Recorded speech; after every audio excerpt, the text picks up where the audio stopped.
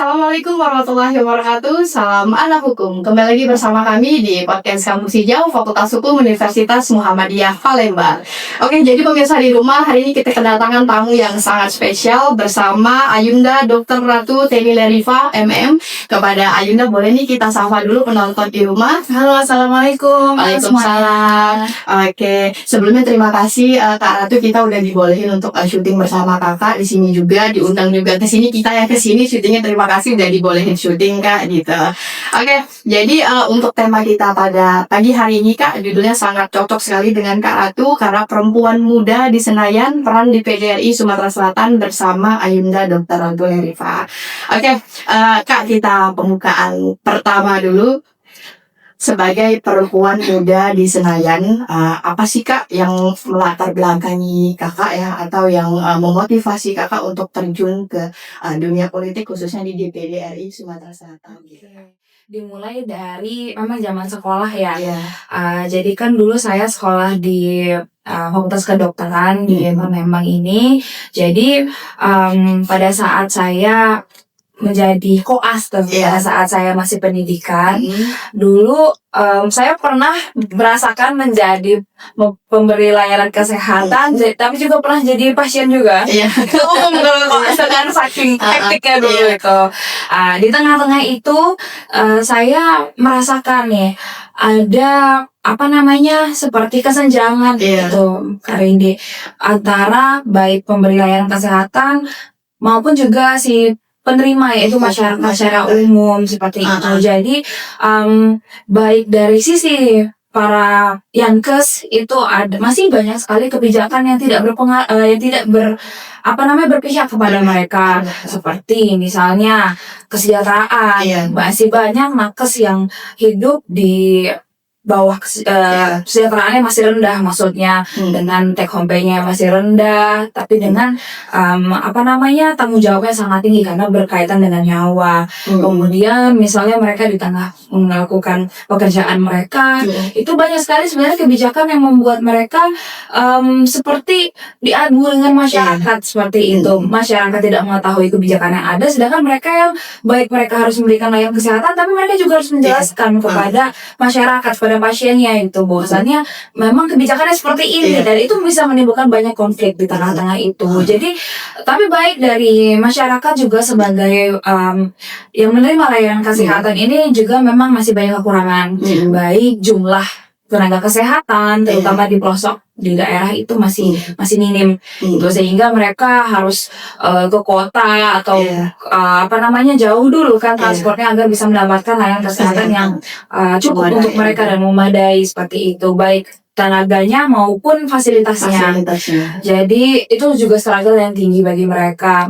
Kemudian baik dari sisi pelayanan, mungkin juga di beberapa tempat memang ada masih vaskes yang bisa dikatakan kelayakannya agak dipertanyakan seperti itu. Nah, jadi menurut saya harus ada bridging. Apakah mungkin representasi para tenaga kesehatan masih rendah seperti itu di Senayan. Nah, akhirnya ini salah satu yang menimbulkan rasa ingin menjadi orang yang bisa memiliki kemampuan untuk menyuarakan secara langsung kepada yang berwenang seperti itu. Dan juga dalam pengalaman saya menjadi duta anti narkoba, menjadi duta literasi, itu bisa menjadi alhamdulillah bisa menjadi pengalaman yang berharga bagi saya, karena pada saat di situ ternyata ada banyak sekali keterbatasan yang bisa saya lakukan hanya dengan titel duta itu. Maksudnya saya tidak bisa serta-merta merubah kebijakan di pemerintah. Misalnya menurut saya untuk layanan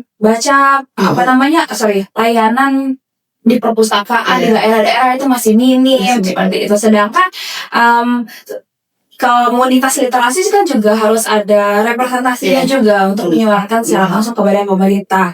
Walaupun dengan semua koneksi yang dimiliki itu masih ada banyak sekali batasannya apabila kita memang tidak memiliki wewenangnya secara langsung untuk menyuarakan itu. Jadi ya inilah beberapa faktor yang membuat saya termotivasi untuk turun langsung menjadi anggota DPD RI. Oke, sangat mulia sekali ya cita-cita Ibu Ratu ini. Jadi kita balik lagi, awal tadi kakak ceritakan tentang kakak koas ya. Itu kan artinya kakak menjalani dulu yang namanya studi kedokteran. Kenapa kakak dulu ingin menjadi dokter? Apakah memang cita-cita dari kecil tiba-tiba digabungkan menjadi perempuan Senayan di sini, itu gimana kak ceritanya? Kalau dari saya pribadi memang itu cita-cita dari kecil. Gitu. Sedikit doktrin juga sih kalau nenek kakek dulu. Ya jadi kan kita ya biasanya kalau anak-anak TK ya kalau tanya cita-citanya apa. Kalau saya sih masih kecil dulu pernah jawabnya sih mau jadi pemadam kebakaran aja gitu, karena keren kan lihat mereka turun langsung juga. Seperti itu. Nah tapi dokter kan juga merupakan salah satu profesi yang memang berkaitan langsung dengan sosial ya, karena berkaitan dengan kesehatan dan nyawa. Jadi melihat saya dulu sering sakit pas masih kecil, kebetulan kan sering jajan kayaknya. Jadi ketemu bisa nyobain sendiri ya.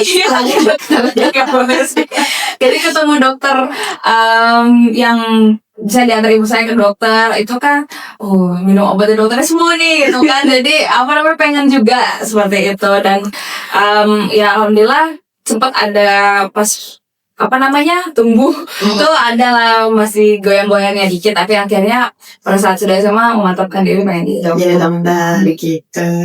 Oke, setelah jadi dokter sekarang Kak Ratu juga sebagai salah satu senator perempuan termuda nih gitu kan, apalagi di Sumatera Selatan. Apa makna bagi Kak Ratu menjadi perempuan muda di Senayan secara pribadi kan?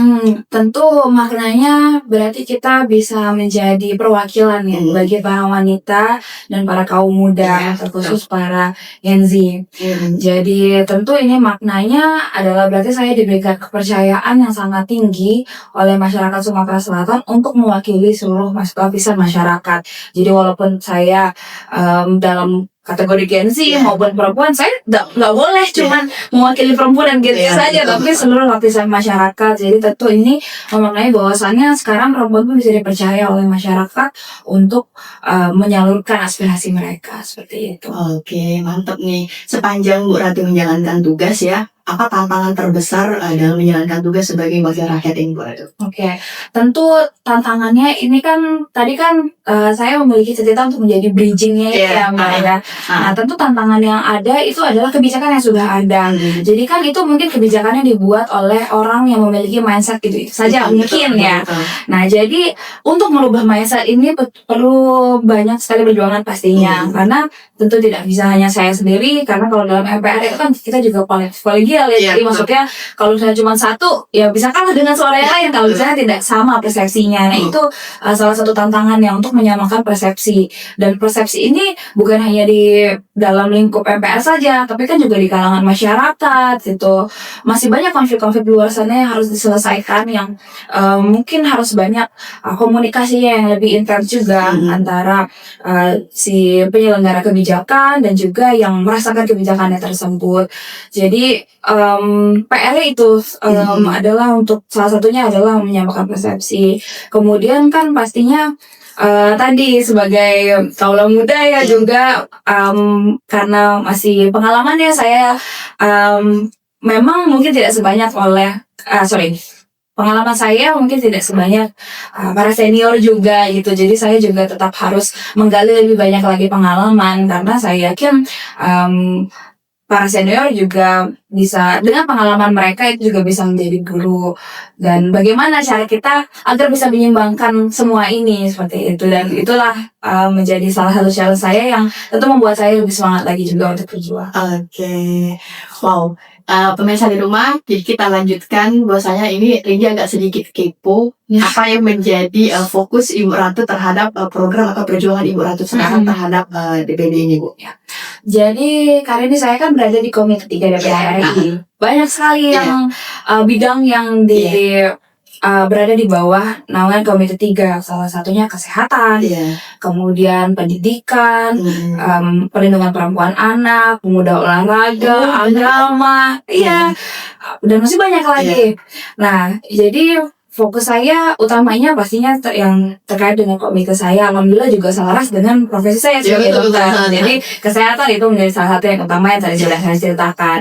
Dan kemudian terkait dengan pendidikan, kemudian itu kan seperti kita di daerah ini yang menjadi concern saya sebagai perempuan juga kan, misalnya masih tingginya angka pernikahan dini Iya, betul. akibat putus sekolah Betul gitu. sekali. Mungkin juga masih kurangnya edukasi ya. Jadi harus kita tingkatkan lagi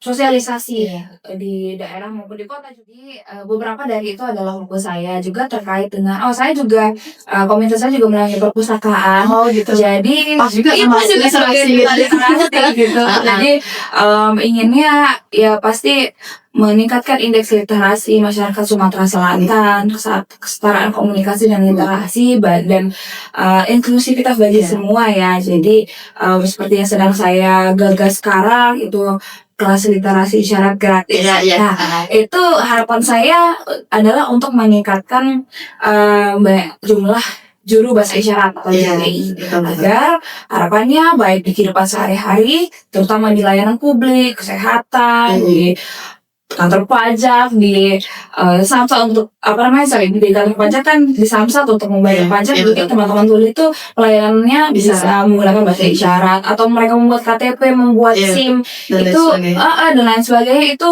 mereka bisa dilayani orang yang bisa menggunakan bahasa isyarat. Jadi dan juga misalnya Mbak, kan kepala daerah kita di Sumsel ini ada di 17 kabupaten kota plus gubernur. Nah, yang punya penerjemah bahasa isyarat itu baru Pak Gubernur. Oh gitu. Saking sedikitnya jumlah juru bahasa isyarat ini. Jadi semoga nanti banyak yang dari daerah bisa kembali ke daerah masing-masing. Ini kan juga bisa menjadi sebuah hal kerja baru. Sebagai JBI mereka bisa mengajarkan membuat kursus bahasa isyarat, bisa juga menjadi penerjemah, bisa juga menjadi nilai plus mereka dalam mengambil pekerjaan di layanan publik. Betul sekali. Oke, Rindi pernah lihat juga di laman Instagram Kak Ratu bahwasanya memberikan beasiswa kuliah ya sama adik-adik di suatu daerah gitu. Itu daerah mana Kak? Semua ya. Oh di semua ya? Di 17 kabupaten. Kenapa Kakak termotivasi untuk memberikan mereka layanan pendidikan yang secara gratis gitu Kak? Karena pendidikan sangat penting ya Mbak ya. Saya tidak mungkin menjadi dokter kalau tidak sekolah dulu. Nah, sedangkan masih banyak sekali anak-anak, para siswa yang underprivileged, yang berada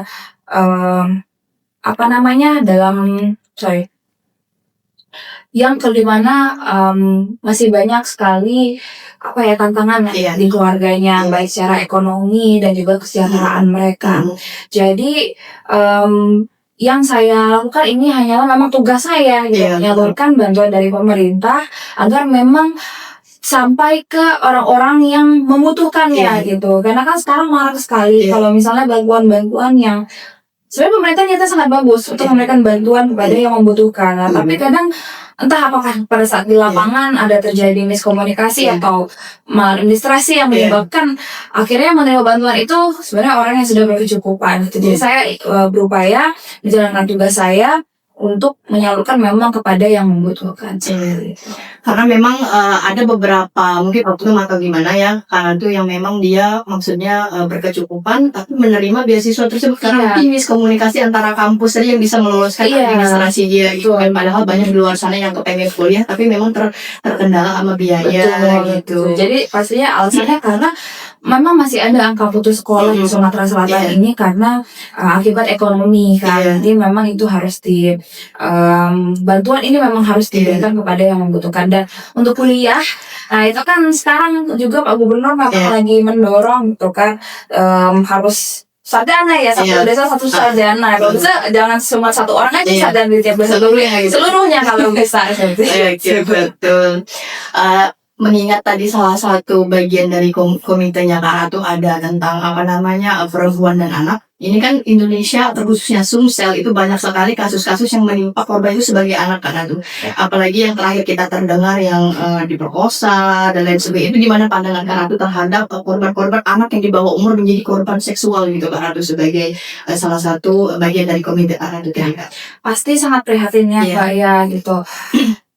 karena melihat usia maupun gender itu semua bisa menjadi korban.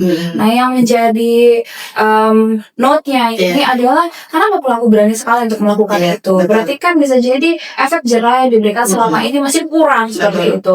Jadi masih pun diberitakan sudah misalnya pelaku pelecehan seksual diberikan hukuman apa, tapi masih ada yang mau melakukan itu karena berarti hukuman yang sudah pernah diberikan itu tidak signifikan itu memberikan efek jerahnya. Nah, jadi ini yang bisa yang menjadi concern saya dan apa mungkin juga perlindungan kita dalam bentuk sosialisasinya juga masih minim mungkin ya.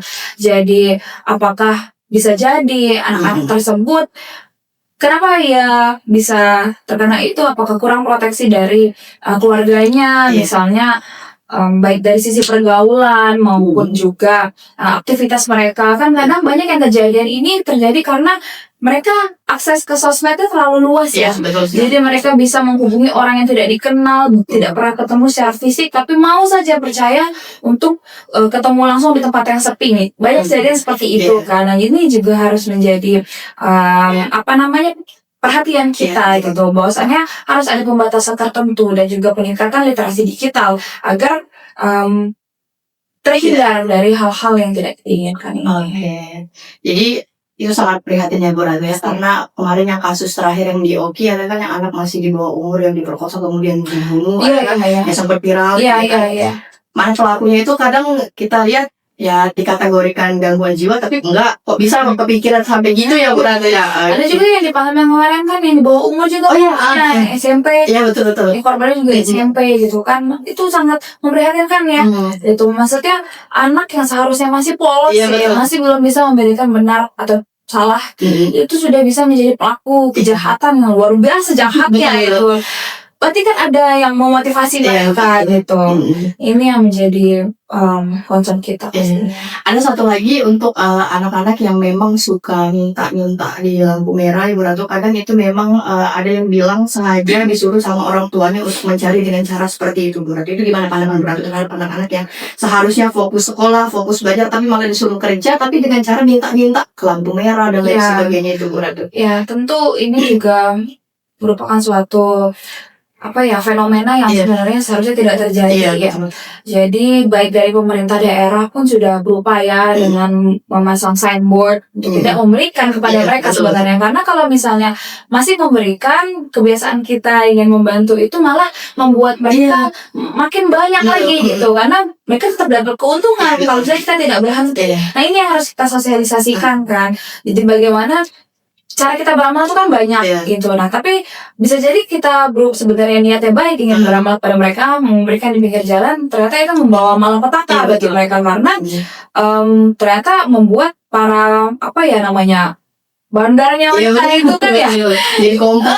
Jadi mereka nanti dikumpulkan dan mereka yang dapat keuntungan kan yang menurunkan mereka ke jalan itu gitu. Nah, jadi pasti harus ada penegakan hukum yang lebih efisien juga ya gitu untuk mengurangi hal ini, karena ada isu-isunya sebenarnya mereka itu anak yang hilang atau misalnya anak orang yang terlantar seperti itu lah. Sedangkan kan kalau misalnya tidak ada laporan itu mereka tidak bisa tiba-tiba tarik saja kan seperti itu. Harus ada itu kembali lagi administrasi lagi. Nah, jadi harus ada pengawasan yang lebih ketat lagi terhadap hal ini.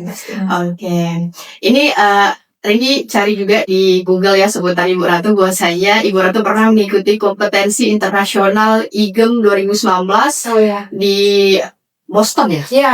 Wow.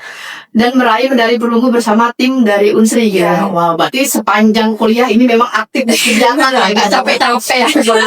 Gimana tuh Kak, ceritain Kak pengalamannya Kak? Jadi dulu itu pada saat saya baru jadi maba.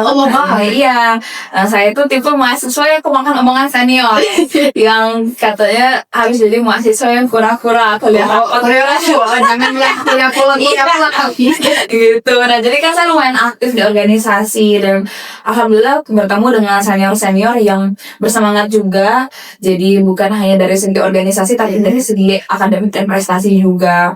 Nah, jadi kan mungkin mereka bukan hanya angkatan mereka saja, jadi mereka mengajak tidak tertutup, bisa lintas angkatan, bisa lintas fakultas juga, dan alhamdulillah saya terpilih untuk ikut berjuang bersama mereka. Nah, jadi dulu itu kompetisinya berjalannya kurang lebih setahun persiapannya sampai berangkat itu. Jadi kan kita itu adalah kompetisi bioengineering ya. Jadi kita adalah bagaimana kita membuat suatu inovasi yang menggunakan bioengineering. Nah, pada saat itu kita mengambil tema tentang diagnosis kanker paru dini. Jadi kan kalau kanker paru itu biasanya terdiagnosis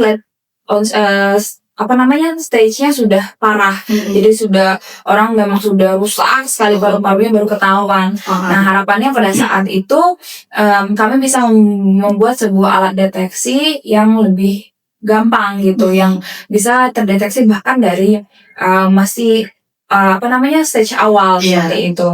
Nah, alhamdulillah mendapatkan medali perunggu. Jadi itu kemarin kompetisinya emang langsung ke US-nya gitu? Iya, betul. Jadi kita melakukan penelitiannya kurang lebih setahun itu di universitas, dan kemudian hasil penelitian itu kami presentasikan di Amerika. Iya, jadi ada jambore. Banyak ya? Kami itu ada 15, jadi lintas fakultas juga. Gitu. Kalau nggak salah ada 15 orang. Jadi ada yang dari kedokteran, ada yang dari FISIP itu untuk kebijakannya juga ada juga. Kemudian dari ekonomi, kemudian dari biologi juga. Gitu. Keren masa kuliah beliau keren nih guys. Oke.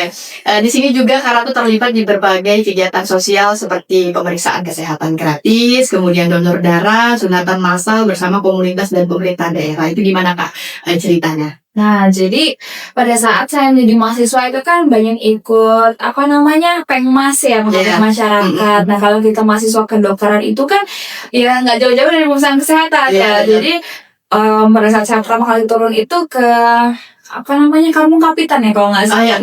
Iya, di seberang itu kan. Nah, jadi di situ kan penduduknya pemukiman padat. Nah, tapi mereka itu akses kesehatan sebenarnya ada, tapi edukasinya masih kurang. Nah, jadi pada saat saya masih maba itu kan saya diajarkan oleh senior, saya periksa 3-in-1, periksa darah, gula darah, kolesterol, asam urat, kemudian tensi gitu kan, dan memberikan edukasi kepada mereka bahwasannya Bu, ini tinggi disebabkan oleh terlalu banyak makan garam dan segala macam. Nah, itu kan mereka wah gitu, seperti sudah diedukasi oleh seorang dokter gitu.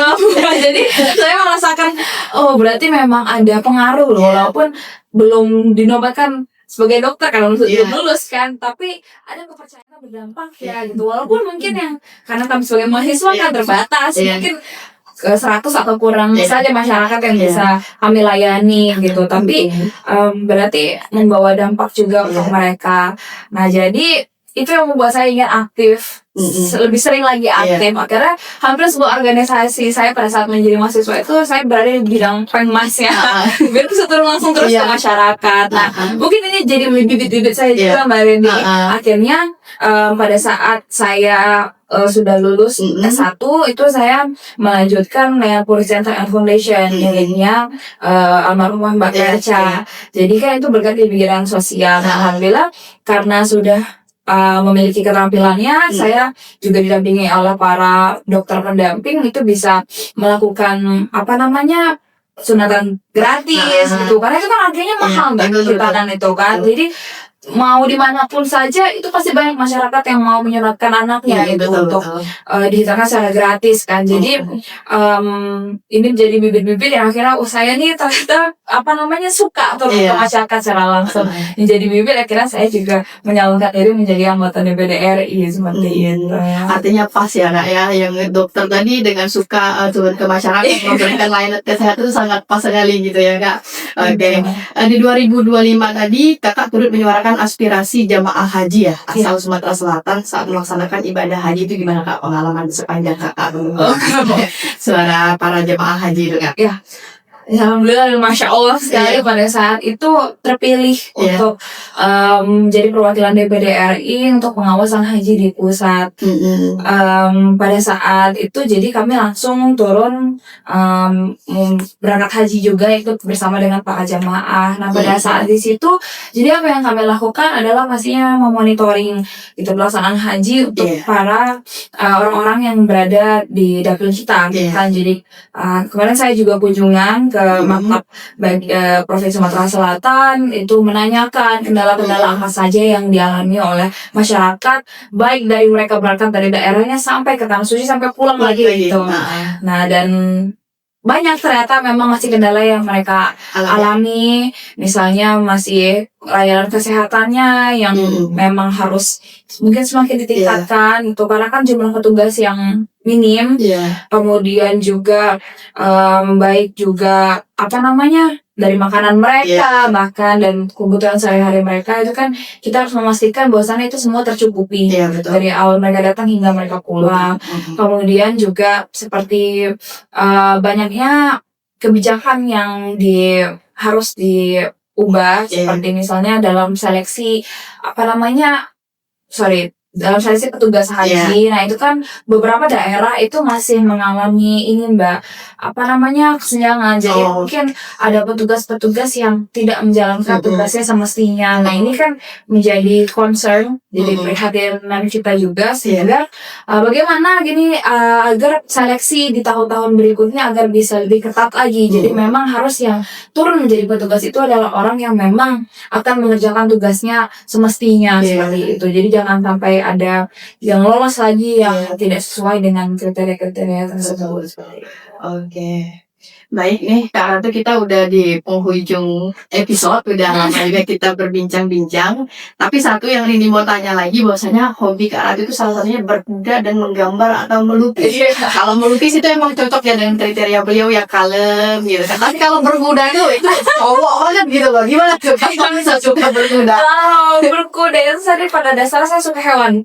Oh gitu. Iya, saya sangat suka hewan. Tapi dulu pas masih kecil Pak Deru dan Bu Febi nggak boleh saya melihara yang berbulu. Jadi kayak kucing, kelinci itu mereka nggak kurang suka karena takut bulunya itu rontok dan bisa menimbulkan penyakit. Nah jadi saya dulu bolehnya melihara yang reptil seperti itu. Nah jadi berangkat dari saya suka hewan-hewan yang unik ini, ternyata ada kesamaan dengan Pak Deru, ternyata beliau juga suka kuda. Gitu. Jadi saya suka semua jenis hewan. Nah, tapi karena beliau juga kebetulan kuda, dan kuda itu juga bukan hewan yang dipelihara di rumah. Jadi beliau boleh gitu melihara kuda. Dan dulu awalnya dikenalkan oleh almarhum Perca. Jadi Pak Perca dulu yang pertama kali suka belajar kuda. Awalnya juga kita pelihara kuda cuma untuk lihat-lihat aja gitu, untuk pandangan aja, maksudnya untuk dipelihara dengan baik aja, tapi tidak untuk ditunggang. Nah akhirnya Mbak Perca dulu suka memanah awalnya. Akhirnya dia ketemu dengan banyak komunitas, akhirnya dia belajar memanah berkuda. Nah akhirnya awalnya saya takut lah, saya nggak pernah membayangkan untuk naik kuda itu jatuh gimana gitu kan. Terus COVID lagi. Nah zaman COVID itu kan kita semua di rumah aktivitas nggak boleh liburan, nggak bisa kemana-mana gitu. Akhirnya diajak lah oleh Mbak Perca itu, kita beli kuda aja deh gitu kan. Akhirnya saya jadi rajin latihan. Nah itu yang menimbulkan passion saya belajar kuda itu. Ternyata seru juga Mbak. Jadi kita kira kan naik kuda itu yang kalau seperti di taman-taman rekreasi itu cuma jalan aja gitu kan. Kalau udah olahraganya itu udah beda Mbak. Jadi memang ada teknik-teknik yang tertentu yang harus kita kuasai dengan pasti banyak pelatihan juga. Nanti pada ini kita main sama teman yang lain. Boleh. Karena tuh ini pertanyaannya boleh dijawab atau enggak. Kita kepo aja masa-masa kuliah Kakak yang rajin rapat, terus tiba-tiba ketemu sama suami Kakak yang sekarang itu gimana tuh ceritanya tuh? Jadi kalau dengan suami itu satu kelas kita. Satu kelas. Iya, jadi kalau di tempat kita sekolah itu selama S1-nya kelasnya itu aja. Iya. Kan mungkin kalau di fakultas lain beda kelas Iya, beda gitu bisa, ya. Nah, itu beda. kita jadi kayak di sekolah pada umumnya gitu. Jadi itu aja ketemu orangnya. Nah, pada awalnya kita temenan biasa gitu, cuman ya biasa aja gitu. Terus Malah saling dislike juga ya, ada dislike-nya juga karena beda preferensinya aja sih gitu, beda pembawaannya ya. Terus ya mungkin kita cara Allah untuk mempertemukan umat ini gitu ya. Jadi pada saat kita koas, nah itu kita kan sudah sama-sama udah mau jadi dokter tuh, dan saya lagi mau mencalonkan diri juga sebagai anggota DPD RI. Dia juga ingin masuk ke pendidikan lebih lanjut. Nah, akhirnya kita sih nggak pakai pacaran gitu sih. Jadi memang langsung komitmen aja gitu. Bahwasannya kita udah besar nih, kita udah bukan masanya lagi untuk mau pacaran cinta monyet lagi gitu. Jadi gimana untuk kedepannya kan. Alhamdulillah ya, Allah memberikan timing yang pas aja sih untuk kali ini gitu. Jadi setelah kita lulus dokter, kan kita lulus dokter itu bukan serta-merta lulus aja tuh. Koasnya selesai dulu, semua ujiannya. Nah, selama itu kan kita belajar bersama. Jadi kelompok belajar kita juga sama. Gitu. Dan kita belajar ujian bareng. Ujiannya bukan cuma satu, ujiannya banyak sekali gitu kan. Nah, kita ngelaluinnya bersama. Dan akhirnya tumbuh komitmen, dan saat kita sudah lulus dokter, akhirnya kita sudah di jenjang serius dan mempertemukan orang tua. Gitu. Ya agak-agak kepo dikit gitu kan Kak. Soalnya dari zaman-zaman mahasiswa ya gitu. Jangan dari jauh-jauh ya. Kalau mereka berarti perhatiin saya nih, ada tahu kan kalau dari zaman mahasiswa. Ada yang di TikTok itu mungkin mereka nggak tahu ya gitu kan. Ini dijodohin ya. Ada perjuangannya juga ini padahal. Banyak yang kita dijodohin gitu. Mungkin nggak tahu karena sosmed kan namanya semua jenis spekulasi kan bisa muncul. Oke, Kak Ratu, terakhir ini harapan Kak Ratu terhadap generasi muda khususnya di Sumatera Selatan kan? Oke, tentu untuk para generasi muda, kita semua sekarang memiliki kesempatan yang tidak ada batasnya. Baik itu mau perempuan, mau laki-laki, ini sudah bukan masalah lagi bagi kita. Karena kesempatan pun sudah hampir ya bisa dikatakan setara untuk semuanya. Nah, apa yang bisa kita lakukan adalah menggunakan privilege kita sebagai anak muda yang memiliki energi dan ideologi yang masih kuat gitu untuk memperjuangkan hak masyarakat. Jadi gunakanlah suara kita untuk memberikan manfaat bagi masyarakat Sumatera Selatan dan seluruhnya yang di Indonesia yang membutuhkan kita. Oke, seru sekali ngobrol bareng Kak Ratu hari ini sampai nggak lihat jam lagi. Biasanya kalau podcast bareng yang lain itu 30 menit cukup. Nah, kita kemarin terakhir podcast sama Pak Kapolres Tabes ya, Pak Haryo, itu sama seperti Kak Ratu juga nggak kerasa jamnya udah hampir 1 jam gitu. Artinya obrolannya nyambung gitu kan ya. Oke, terima kasih kepada Kak Ratu sudah mau hadir di podcast kami. Terima kasih. Baik kepada pemirsa di rumah, terima kasih juga. Kami akhiri, wabillahi taufiq wal hidayah. Assalamualaikum warahmatullahi wabarakatuh. Izinkan kita salam anak hukum. 1, 2, 3. Salam anak hukum.